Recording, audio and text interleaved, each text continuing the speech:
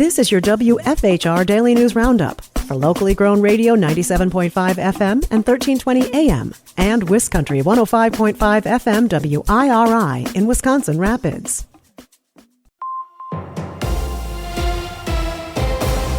For WFHR and WIRI News, I'm Melissa Kay.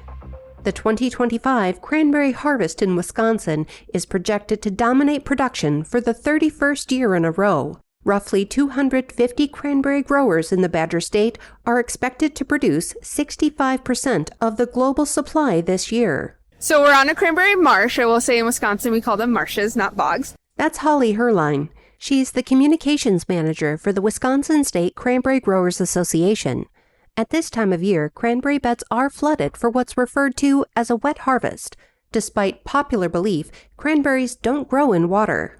You do see lots of water here, but that's also unique to harvest. They are not in water all the time. They're grown on like a woody vine in soil. Only 5% of the annual cranberry crop is sold as fresh berries. That portion is harvested gently to avoid bruising the fruit.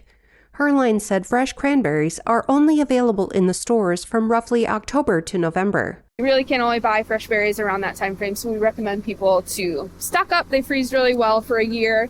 Even though Wisconsin produces more cranberries than anyone else, it's still a relatively small crop compared to others in the state.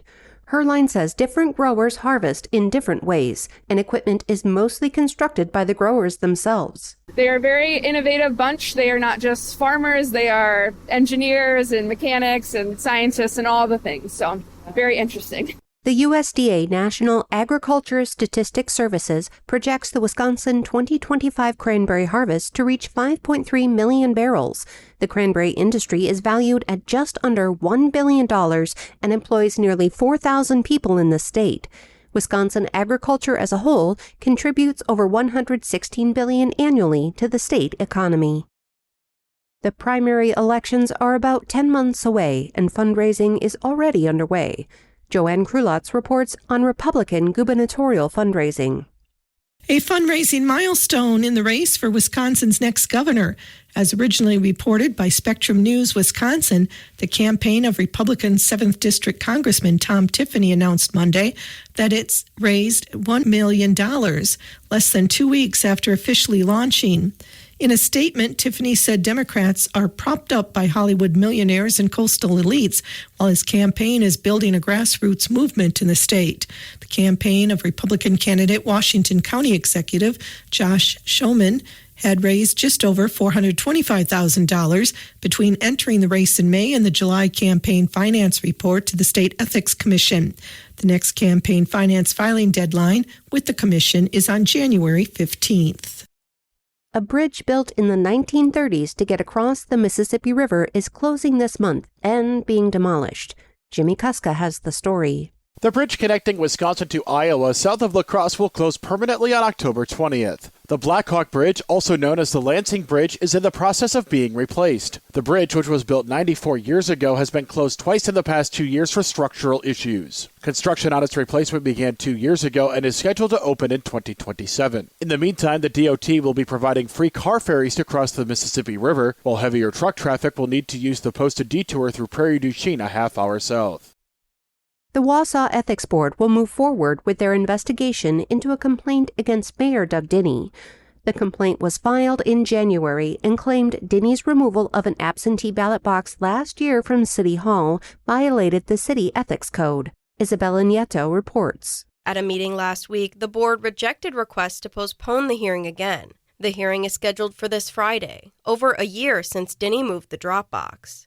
Board Chair Calvin Dexter said one witness, who was subpoenaed to appear at the Friday hearing, requested to be excused from the hearing because they have plans for the holiday weekend.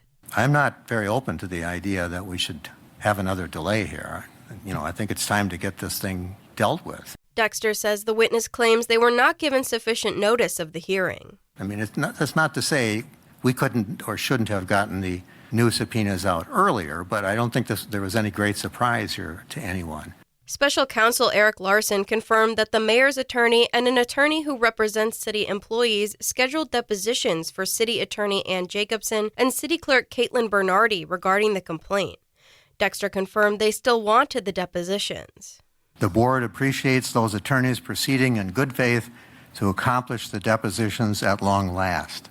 Both Jacobson and Bernardi had previously refused to sit for depositions due to an ongoing criminal investigation into the ballot box removal by the Wisconsin Department of Justice. The board also confirmed the list and order of witnesses that will appear on Friday, including Wausau Police Chief Matt Barnes and City Council President Lisa Rasmussen. The board also plans to deliberate in a closed session on October 15th at 4:30 p.m. before reconvening in an open session to discuss their next steps. The Nakusa High School Student Council is hosting a blood drive next week. It'll be Wednesday, October 15th from 1 to 6 p.m. You can call 1-800-RED-CROSS to make an appointment. I'm Melissa Kay for WFHR and WIRI News.